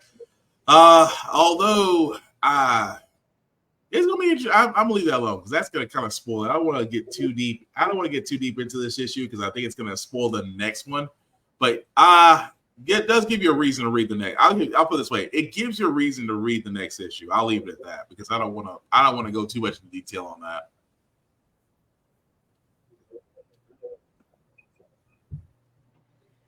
I did like Amanda's thing. It's like, goodness is a goddamn superpower. I'm telling you. That made me laugh.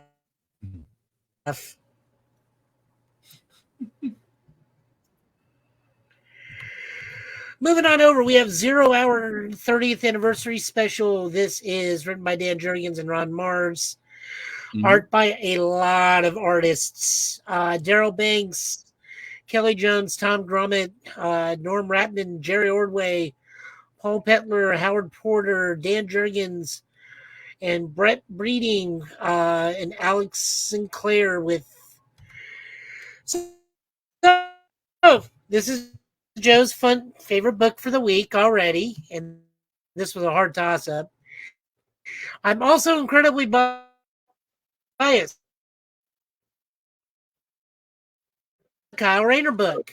The whole ditty is, this is a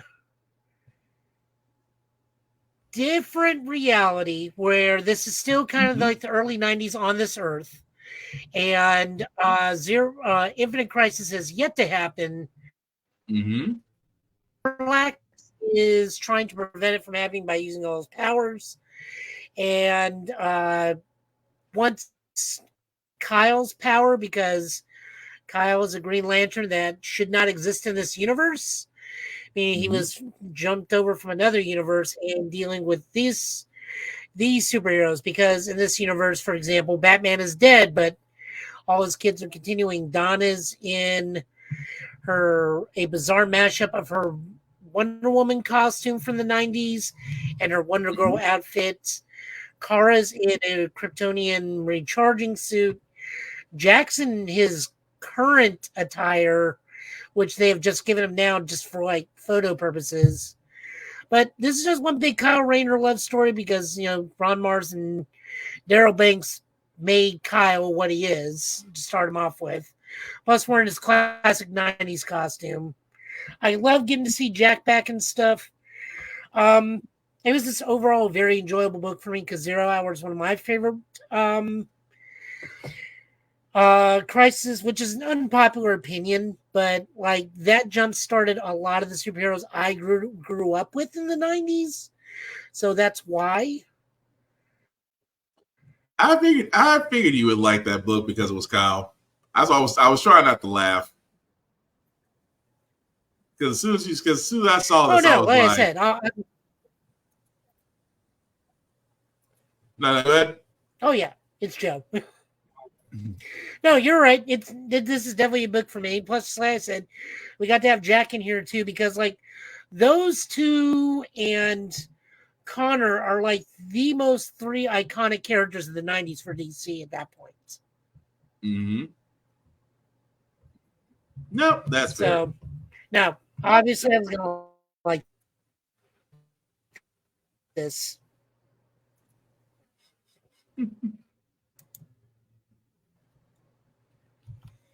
Moving on over. Art by Humberto Ramos and inks by Victor Olazaba and colors by Edgar Delgado. This is just finishing up their first arc dealing with Arcade and Hammerhead of gang war, but it's the Spider People dealing with robots. Good wrap up. Solid introduction of Nave, even though like he's kind of a throwaway character, but we needed some sort of super duper big bad to finish out this first arc. We're also dealing with the fact that there are clones running around of the coffee house people that I couldn't really tell, were they all vermin now or what? They look like vermin. I was thinking the same thing at first, but it's like they look like vermin, but that's a toss-up. I was between vermin and mole people. Yep. So, like I said, decent. Greg Weisman knocks out of the park with his writing. Humberto Ramos, God, I love his art. I do look forward to seeing what we're going to get next time. Spider-Man books. Yep. Miles Morales, Spider-Man, written by Cody Ziegler, with art by Federico Vincentini and colors by Brian Valencia. We are continuing the Miles versus the Vulture because he is technically dating the Vulture's granddaughter. He's also dealing with his vampirism ability stuff, overamping his current spider abilities, meaning like he could potentially kill somebody on accident at almost any given point if he doesn't try to rein it in. So there's a lot of stuff there. He's also dealing with the girlfriend because he's in constant like peril against her grandfather. We get a new costume for the Vulture, which is fine. I guess they kind of made him look a little bit like Across the Spider-Verse Vulture, but not really towards the end. It's more of a aviator suit than an actual Vulture suit. Yeah. Although I'm getting get off my lawn vibes from it, but yeah.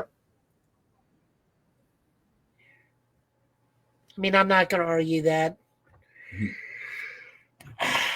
I like that they're still trying to balance all this with Miles, that he's now a vampire, controlling that, because I was worried they were going to drop that storyline in general, but it's been fun with it. Hopefully they wrap that up soon.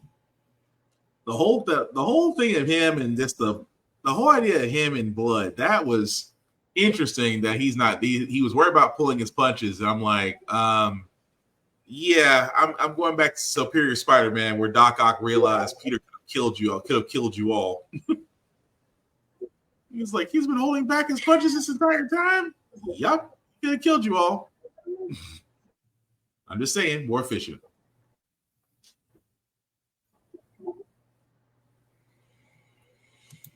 Pretty decent book. Cody Ziegler continues to write a solid Miles Morales. I always enjoy when he pops up. Moon Knight Annual #1. It's written by Dan Waters with art by Mark Arena and colors by Rachel Rosenberg. This is kind of in continuity, out of continuity. It's part of the Infinity Watch, which is happening only in annuals. Mm-hmm. It fits in the Moon Knight continuity, but like you don't have to read this to keep up with the story. True.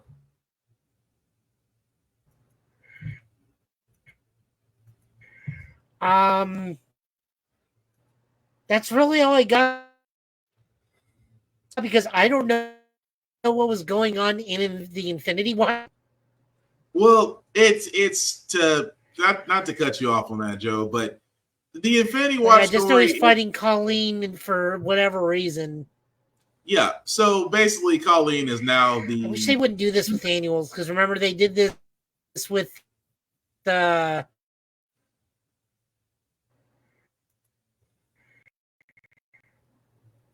If they're doing that contest to too early before. Yeah, a little bit, a little bit of delay and tag. But I was gonna sit there and say that no, this one it's part of the Infinity Watch where they're basically saying that certain people are You're wielding. Still loading in on my end. Okay. So yeah, we might have to count this out to far. I wouldn't go out of the way if you're a Moon Knight fan.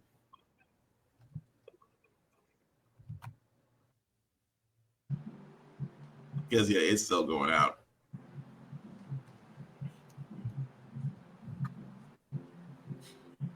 I think we're good.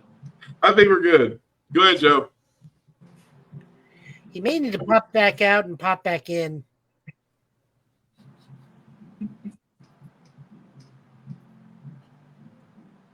No, you're good. Go ahead.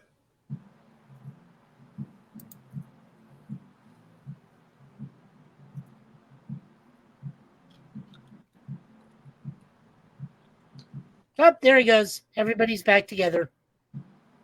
Wait, was I missing? That was weird.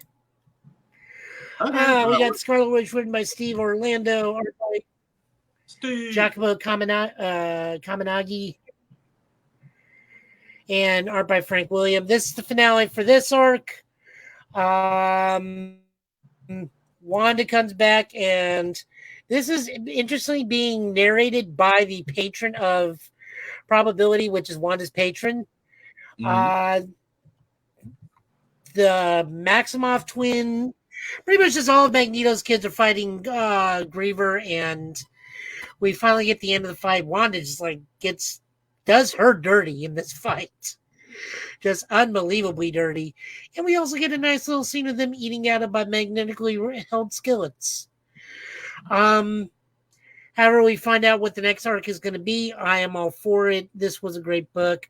This book is also getting a lot of controversy on Twitter from what I'm seeing with some Wanda fans against Steve. I think they're more projecting against Steve than they are the book itself, which is very unfortunate because we got to talk to Steve. He's an awesome dude. I don't know why people got to hate on him. Wait, what are they mad about with the book? Right.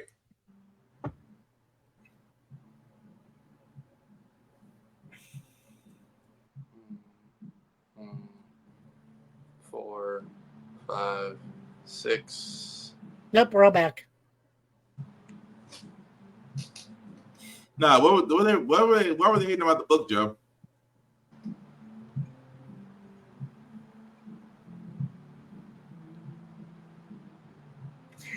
They were just saying this is a complete betrayal of Wanda and like it makes no sense and stuff like that. It's like, no, if you read the book, everything like is on the up and up.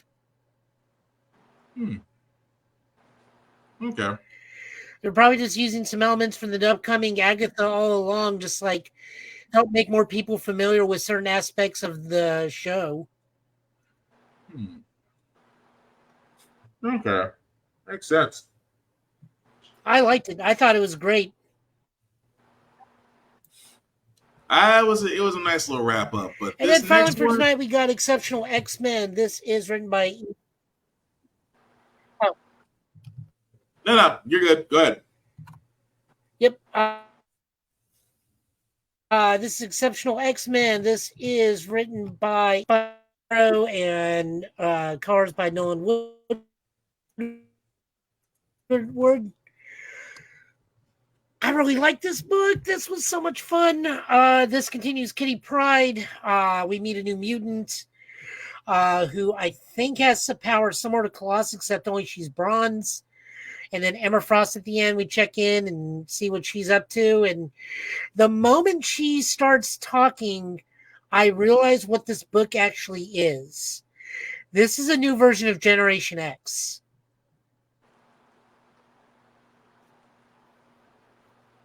That would explain why I'm not digging this book. That would explain it. Because she's like, who? Because Emma's trying to figure out who she needs to be like teaming up with for this new team. And the moment she says Banshee, no. It's like, this is Generation X, but with Kitty Pryde. And our new team is these three kids behind them. I really, really like this book. I like that Kitty is establishing a normal life for herself, but still can't get away from all the violence and the racism. The poor little girl got pulled into this world. Her powers are cool. I like that, like, even her hair, to an extent, gets chromed down to be used for powers, and then at the end of it, we just see Emma. So I really, really dug this. I tried. This is probably going to be one that's I'm probably not going to be the target demographic for, but I still encourage everybody to read it, to at least give it a fair shot. I just realized it's probably not going to be my cup of tea on this one.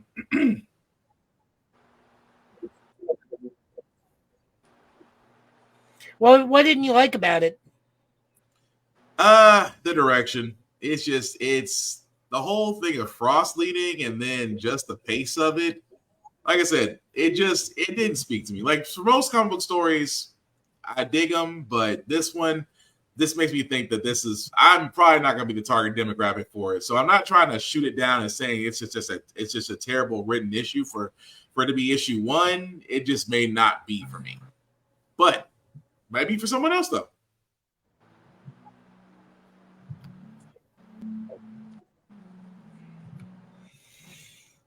Yep, but that's what I came across is this is like a new version of Generation X. And I'm like, yeah, I really like Generation X. I'm all for it. Cool. All right. So was that hang on. Okay, there you go, Joe. Was that the list? Because I just saw you bounce back. Yeah, that was the list. Okay. Just had to make sure. A little bit technical difficulties everywhere. But thank you for that, Joe. And as we wrap it up, guys, we always do want to start first with the man, the myth, the legend, the one who keeps getting mentioned all over the place. Safari, you let people know what you're doing, sir? Yeah, you can find me doing a lot of short form content now that I have more free time. So I'm usually posting every Monday or just whenever I'm bored. So you can find me on all platforms underneath this name. Blurred's Eye View. We are finally wrapping up our summer adventures. We just dropped interview number 4 with Phil Lamar. Shorter conversation, but a lot of fun. Got to pass off a message from Gary Anthony Williams. So that was a lot of fun to pass off to see his reaction to. On my own channel, I just did a breakdown for the 25th anniversary of Sonic Adventure. Just all the games in the canon story up until this new movie we got coming out in the game next month. I'm also doing a rewatch through X-Men Evolution. I'm officially on to season 3. Doing those every Wednesdays. We are 4 parts in with 4 to go. And just a lot more randomness and stuff coming down the pipeline. So stay tuned. And Blurred's Eye is back next week. So kick in for that. Yep, that we are. Joe, want to let people know what you're up to, sir?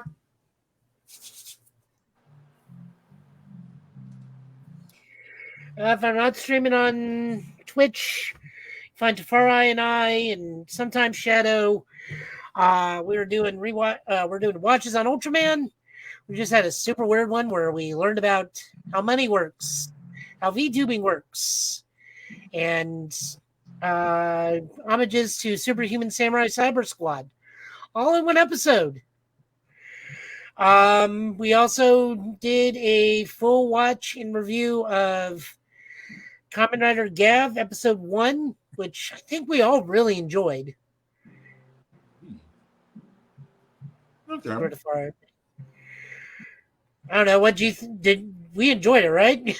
Oh, my bad. I thought he had more to add. But yeah, I like Kamen. That was my first time with a Kamen Rider series. I was more so surprised that we gave off bloodshed in this show compared to Ultraman, where you think that would be more appropriate with the weird things we have to fight. But Kamen Rider seems like that nice middle ground before you get into a more graphic and adult-esque show. It seems like the next kind of step you would take in that journey of that type of genre. Oh, we can do an episode of Garo. Oh, Jesus Christ. We can escalate this further. Let's not. Garo's called Hyper Midnight Action Drama for a reason. Jesus. Slow pacing. No, he's only in it sometimes. Okay. Lord. No, but we're sticking with Ultraman. We're only doing Gav episode 1 because, as I continue to state, Super Rai is much more lenient than Toei is. And I want to be able to keep my channel around, so the relatively quickly formed Tokusatsu Tri-Squad, which is myself, Tafari, and Shadow, whenever he comes on, we'll be continuing with Ultraman Arc. We do have a more traditional episode this week. The episode 8 and the Gav stuff will be up this week. Other than that, I'm just trying to survive. I will not be here next Friday because I will be at the Star Trek convention. Lucky duck. Getting all the Star Trek news. Getting pictures with Tawny Newsome and other people. I've already decided what I'm going to do. I'm going to get a group photo with all the Lower Decks people that are there. Nice. And I'm going to hold up a pie. Kind of like the disc from Tron. If you think about it, it's perfectly appropriate for Lower Decks. Yeah, you're right. I just pictured in my head as you're saying it. I was picturing it in my head. Oh Lord! All right, I guess it's my go. Before I do my shameless plugging, guys, I do want to shout out BlurStation.com. It is the vehicle we keep talking about, the table that we've always needed for people of color and for blurs and for nerds. It is the place where we can own the content and it can be distributed and shared. Again, if you do want to go to it, guys, BlurStation.com is where you can find it. $10.99 to join. If you do decide to join, please select the Blur's Eye View affiliate membership. Select Safari TV or Black Spartan. Either one of us, we would appreciate it. Again, guys, we keep talking about how to be successful, how Amazon's successful, how Netflix, you name it. They're only successful because of our viewership and our content. Imagine what we can do if we focus on ourselves. And again, if you do have content that you would love to show on Blur Station, you do have to join as a member first. That allows you to speak to people behind the curtain. Once you speak to them and get some things ironed out, you will be able to have your content on Blur Station and you will be able to own it. They just want a piece of the distribution. That's all they ask.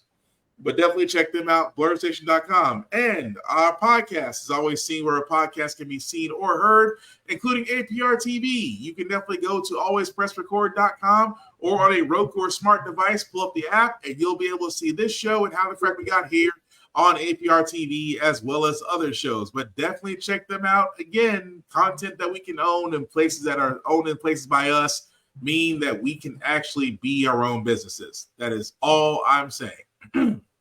Outside that, guys, you can find me Black_Spartan615 on the socials, pretty much talking about anything and everything. Again, love to talk to people. Just, don't be weird. I don't like blocking people. I don't, like to keep a list, but keep it nice. I'll talk to you. You're nice to me. I'm nice to you. Simple as that. At the same time, guys, let me put up the link that's been actually down at the bottom. We'll blow it up just a little bit bigger. If you copy and paste this link to your browser, take the link to this YouTube and Facebook group for all of our podcasts. Again, like, share, and follow, as the Reverend Navy would say if he was here. A like, a share, and a follow costs nothing but means everything. And we simply put, cannot do this without you. And the reason why I bring this up, guys, also is because Safari TV definitely has cons, because cons are just going on. Dragon Con is actually just wrapped up not too long ago. But he has a couple of videos on how to prepare for a con, how to survive a con, and what to do post-con. Again, very helpful videos. You definitely should check them out, as well as the rules themselves. A couple of rules I also have for myself as for going to a con. Number one, respect the cosplayer at all times. Cosplay is not consent. Simply put, treat them as human beings, because, again, that's what they are. They are not there for your amusement. They are not there for your pleasure. They are simply there for the love of cosplay and fandoms, and all you have to do is just be a human. Be nice. Have manners. It's not that freaking hard. And cosplay is for everybody, regardless of your height, weight, preference. Again, there are no rules to cosplay except for one. Don't do blackface. You don't want your ass kicked at a con? Don't do blackface. That freaking simple. Number two is hygiene, guys. Clean clothes, clean cosplays. Again, soap, water, deodorant. It's not that hard. These are places where there may not be very little space. At the same time, body heat will definitely show if you have odor, and damn deodorant doesn't work. And also the same rule that the third rule I have, guys, thank you for watching me this far, because words are hard, is, again, be nice, be kind, share your fandoms, don't be a dick. You get a whole lot farther at these cons by being nice. Trust me, you really will. Nobody gets far being an asshole. Just saying. But as we wrap this up, guys, we will definitely be back here. Same Get Bit time, same Bit channel. As we await Joe, who will come back from Star Trek Convention with a picture of the pie holding it up like a Tron wheel. I will definitely post that if you do get that, by the way. But we will definitely be back next week. Same Get Bit time, same Get Bit channel. Also, guys, please go to vote.org. I know we don't talk about voting a lot on this show, but again, for what's coming up down the pipe, vote.org. Please check your registration. Please make sure you're registered. Please make sure you know exactly where to go to vote. Joe cannot, Safari cannot stress this enough. Please go there. Make sure you're cool, because we all have something we need to do come November. And honestly, we do need to assemble on that. That's just being honest. But as we wrap this up, guys, anything else we want to say before we call it a night? Enjoy Beetlejuice. I've heard good things so far. Yes, that's another thing too. Beetlejuice is definitely out, and so far the reviews have been great. Joe? Look into that new Linkin Park lead singer. She's not all they're cracked up to be.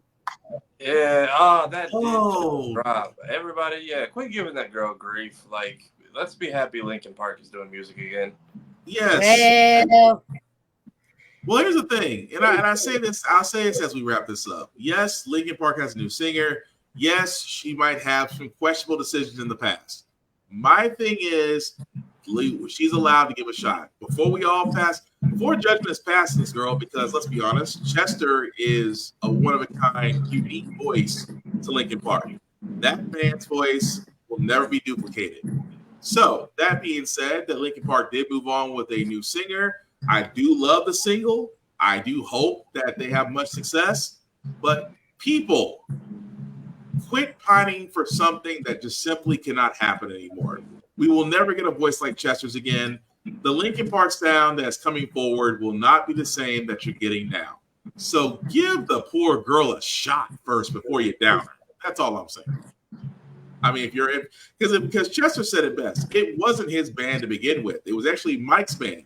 It was Warner Brothers at the time that tried to make it Chester's band, and Chester said a big F them. He's not the star of the show.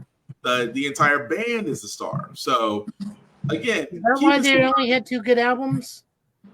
What, Linkin Park did? Yeah, after Meteora, like they just became like pop stuff. That can be argued, but that's for another day. But anyway, what we're saying is, guys, please give people a shot. Again, you gave Ezra Miller a shot, and this man still was allowed to do Flash. And he He needs the manager. He needs a. You're right about that. He needs a manager. But anyway, again, guys, be nice, be kind. We are definitely out, and we'll be back next Friday. Again, guys, simply put, don't be a dick. I've been Will. He's been Tafari. He's been Joe. This has been Give It Podcast. Have a good night, guys. Take care of yourselves and each other. And again, be nice, be kind. Thank God the weather is finally chimming down. Peace. He's a he.